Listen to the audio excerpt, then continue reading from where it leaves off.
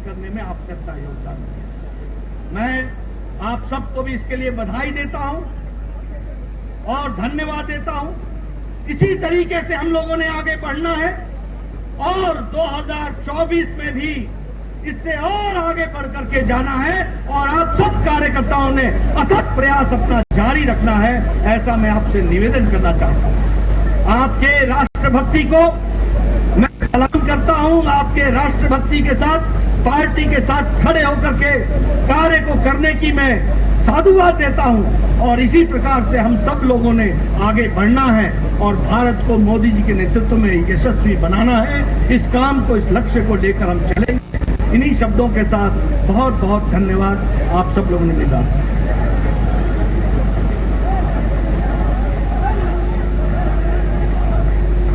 गरीब, शोषित, वंचित के लगातार उत्थान करने वाले उनके मसीहा के रूप में माननीय प्रधानमंत्री जी विश्व के सबसे लोकप्रिय नेता हैं। मैं माननीय प्रधानमंत्री जी से निवेदन करता हूं कि यहाँ पे बैठे हुए कार्यकर्ताओं, करोड़ों कार्यकर्ताओं को संबोधित करें। माननीय प्रधानमंत्री जी,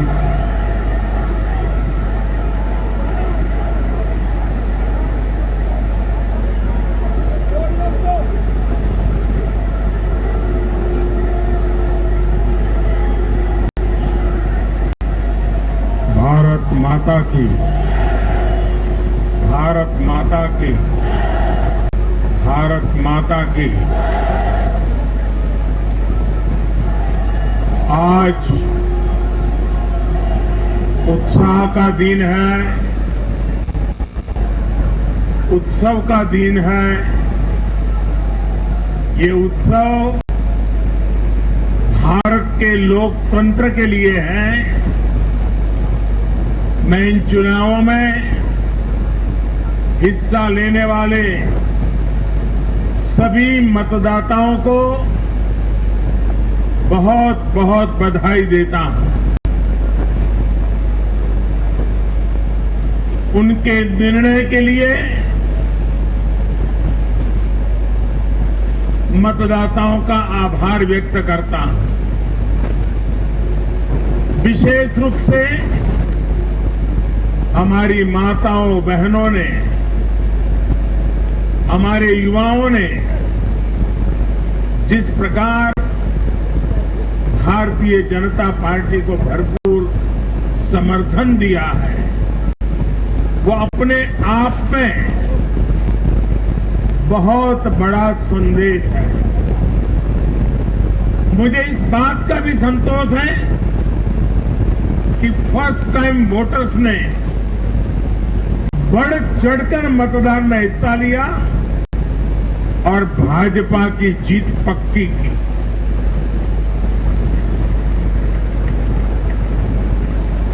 चुनाव के दौरान भाजपा के कार्यकर्ताओं ने मुझसे वादा किया था कि इस बार होली 10 मार्च से ही शुरू हो जाएगी। हमारे कर्मठ कार्यकर्ताओं ने ये विजय ध्वज फहरा करके इस वायदे को पूरा करके दिखाया है। मैं भाजपा के सभी कार्यकर्ताओं की भूरी भूरी प्रशंसा करूंगा, जिन्होंने दिन रात देखे बिना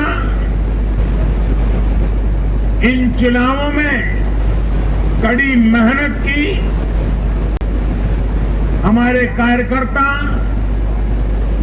जनता जनार्दन का दिल जीतने में, जनता जनार्दन का विश्वास जीतने में सफल रहे और पूरे पार्टी का नेतृत्व जिन्होंने किया, कार्यकर्ताओं ने को जिन्होंने लगातार मार्गदर्शन किया, ऐसे हमारे राष्ट्रीय अध्यक्ष श्रीमान जगत प्रकाश नड्डा जी को भी मैं बहुत बहुत अभिनंदन करता हूं, बहुत बहुत बधाई देता हूं।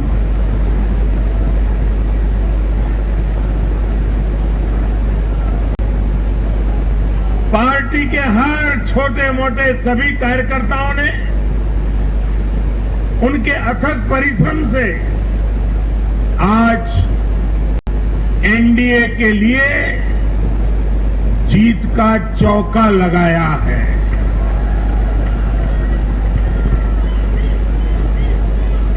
साथियों, उत्तर प्रदेश ने देश को अनेक प्रधानमंत्री दिए, लेकिन 5 साल का कार्यकाल पूरा करने वाले किसी मुख्यमंत्री के दोबारा चुने जाने का ये पहला उदाहरण है।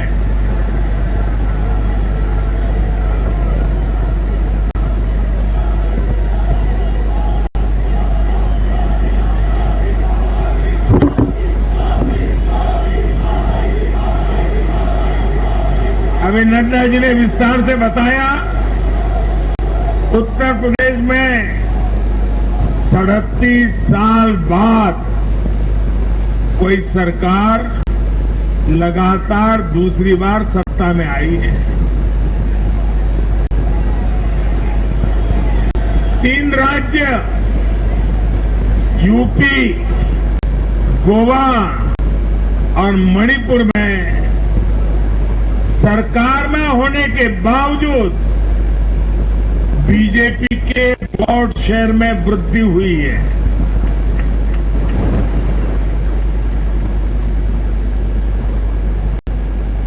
गोवा में सारे एग्जिट पोल गलत निकल गए और वहां की जनता ने तीसरी बार सेवा करने का मौका दिया है। 10 साल तक सत्ता में रहने के बाद भी राज्य में बीजेपी की सीटों की संख्या बढ़ी है। उत्तराखंड में भी भाजपा ने नया इतिहास रचा है। राज्य में पहली बार कोई पार्टी लगातार दूसरी बार सत्ता में आई है। यानी सीमा से सटा एक पहाड़ी राज्य, एक समुद्र तटीय राज्य और एक मां गंगा का विशेष आशीर्वाद प्राप्त एक राज्य और पूर्वोत्तर सीमा पर एक राज्य, भाजपा को चारों दिशाओं से आशीर्वाद मिला है।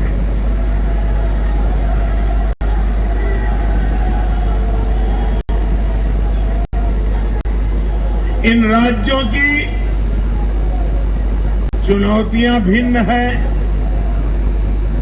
सबकी विकास की यात्रा का मार्ग भिन्न है, लेकिन सबको जो बात एक सूत्र में पिरो रही है वो है भाजपा पर विश्वास।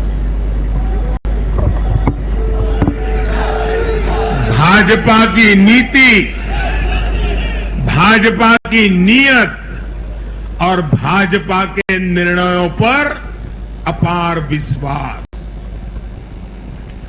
साथियों, ये चुनाव नतीजे भाजपा की pro poor, pro active governance पर एक प्रकार से बड़ी मजबूत मोहर लगाते हैं। पहले जनता अपने ही हक के लिए सरकार के दरवाजे खटखटाकर थक जाती थी। बिजली, पानी, गैस, टेलीफोन, बहुत बुनियादी सुविधाओं के लिए, सामान्य जरूरतों के लिए सरकारी दफ्तरों के चक्कर काटने पड़ते थे, पैसे देने पड़ते थे।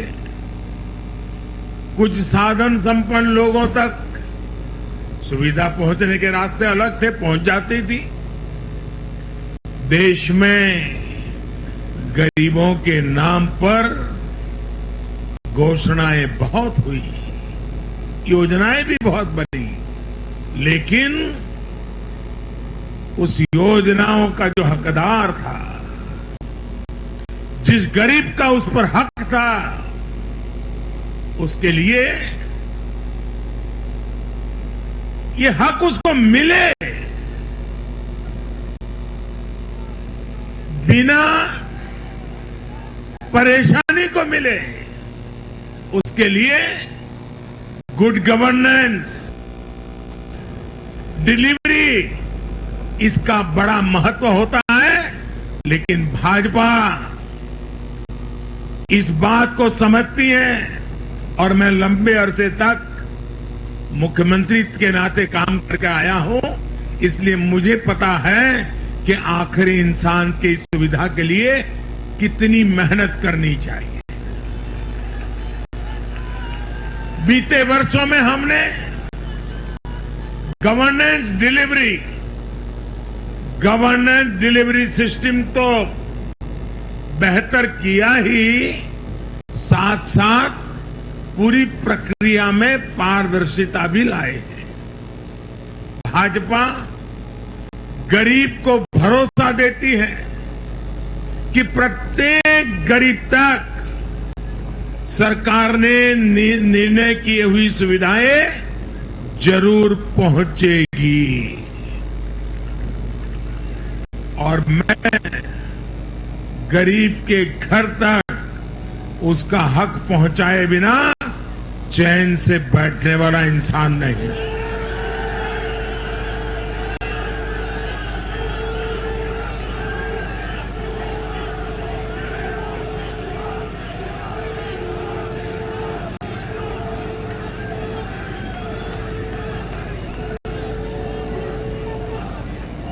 दो दशक से भी ज्यादा समय तक हेड ऑफ द गवर्नमेंट के रूप में सेवा करने का मुझे सौभाग्य मिला है।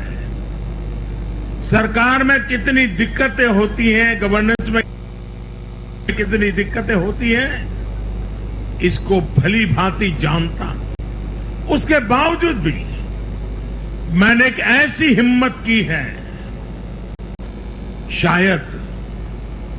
शायद कोई न कर पाए, और वो हिम्मत मैंने लाल किले से 15 अगस्त को मेरे भाषण में उसको व्यक्त किया था। मैंने कहा था कि अब भाजपा को जहां जहां सेवा करने का मौका मिलेगा, हम हर योजना के जो हकदार हैं उनके लिए 100% सैचुरेशन, यानी काम को 100% पूरा करना, हर गरीब तक हर सरकारी योजना का लाभ पहुंचाना, ये 100% की कल्पना करना 2 दशक से ज्यादा समय सरकार का काम करने के बाद मैं कहता हूं, ये बहुत बड़ी हिम्मत की है मैंने।